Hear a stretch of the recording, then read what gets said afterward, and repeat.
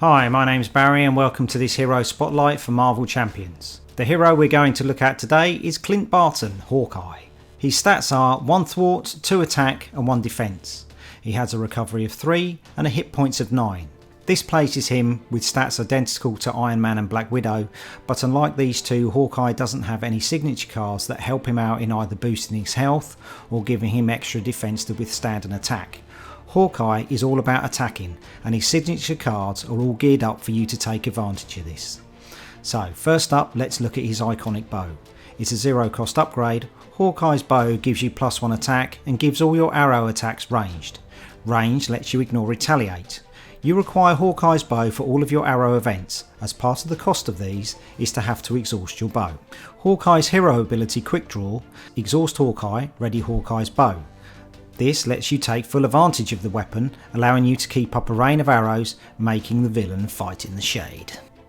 As Hawkeye's bow is central to his success, Clint Barton's alter ego ability, Weapon of Choice, is your key to having it throughout the game. Action: spend 1 resource of any type, search your deck and discard pile for Hawkeye's bow and add it to your hand. Shuffle your deck, limited once per phase. If you pick it up in your starting hand, most of the time you'll mulligan it and then be able to pitch a card to pick it back up later. You'll recognise a similar ability on Captain America's Steve Rogers, but this differs in that you can find it any time you're in alter ego form. So if you're hit by an early caught off guard, you can ditch the bow and grab it back at the expense of losing another key piece of his arsenal, which is 1 cost upgrade, Hawkeye's Quiver. You may play arrow events attached to this card as if it was in your hand. Hero action: exhaust Hawkeye's Quiver, search the top 5 cards of your deck for an arrow event and attach it face up to this card. In essence, this increases your hand size to 6 and can allow for a more timely action of a desired arrow effect. In addition, you're not shuffling your deck after you've searched for an arrow, so it's giving you extra information for what you'll be drawing into next round. You may even find that you'll be taking a mulligan to try and get Hawkeye's Quiver in your opening hand. Next, we have the 1 cost upgrade, Expert Marksman. Resource: exhaust Expert Marksman. Generate a wild resource for an arrow event. You get 2 of these in your signature cards. If you can get them out early and combined with Hawkeye's Quiver, you'll be able to shoot 2 arrows in your turn and pressing the advantage for a quick game. So let's start looking at the arsenal of arrows that is available to Hawkeye. In total you have 10 arrow events. We start with the 1 cost Cable Arrow. Hero action: thwart. Exhaust Hawkeye's bow. Remove 3 threat from a scheme, ignoring any crisis icons in play. This is a fantastic event for keeping the main scheme from spiralling out of control, which, as Hawkeye has a basic thwart of 1, is not really going to be your main focus. It can save you in a pinch, especially if you need to duck into alter ego mode to recover some much needed health. This arrow is more situational and really wants to be in your quiver for when you need it the most. The 1 cost Explosive Arrow. Hero action: exhaust Hawkeye's bow and choose a player. Deal 3 damage to the villain and each minion engaged with that player. As I've stated before, you don't have a lot of health, so if the villain starts summoning minions, this board wipe will give you some breathing space.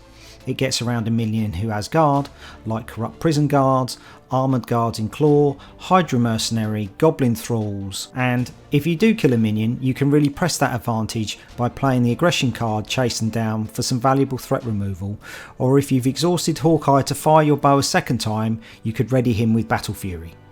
At a push, it allows you to play the Justice card Interrogation Room to remove 1 threat, but it's really a question of why are you playing Justice. 2 cost Electric Arrow.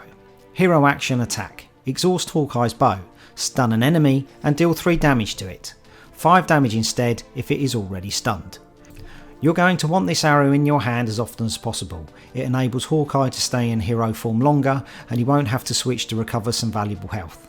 The kicker is nice, but is generally going to be achieved in multiplayer rather than solo. This combines with the aggression card Press the Advantage for some extra card draw. More arrows never go amiss. 2 cost Sonic Arrow. Hero attack. Exhaust Hawkeye's bow. Confuse the enemy and deal 3 damage. 5 damage if it's already confused. So this is the opposite to Electric Arrow and more widely used in the same way Cable Arrow is, keeping the scenario in check and more importantly allowing you to flip into alter ego mode for some health recovery. Again, the kick is going to be achieved in multiplayer rather than solo, and another combo for the aggression card Press the Advantage. 2 cost Vibranium Arrow. Hero action. Attack. Exhaust Hawkeye's bow. Deal 6 damage to an enemy. This attack gains piercing. Piercing is you discard any tough status cards from the target before dealing damage. This is your main damage card.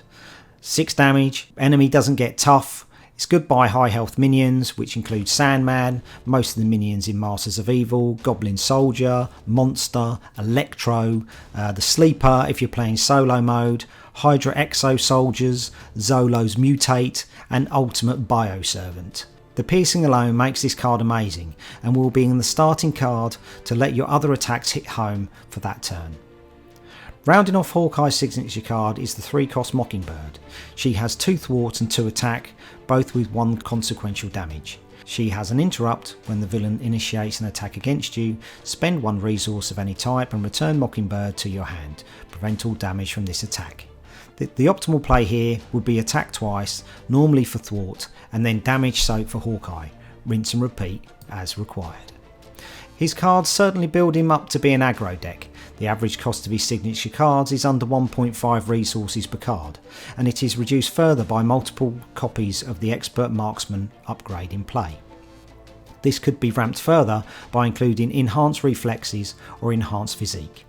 Endurance and downtime are auto includes in most hero builds at this time.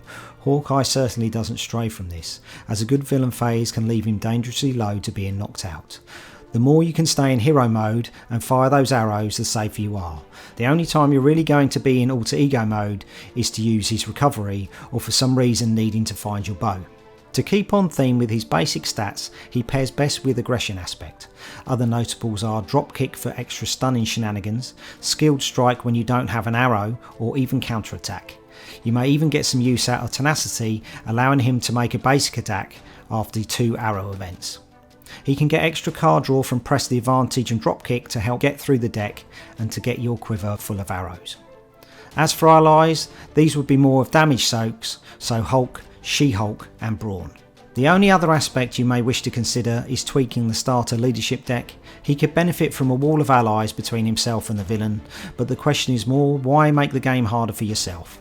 If you want some allies between you and the villain, just play multiplayer with your friends.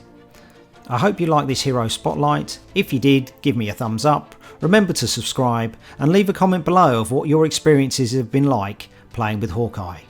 We'll see you soon for a game. Bye bye.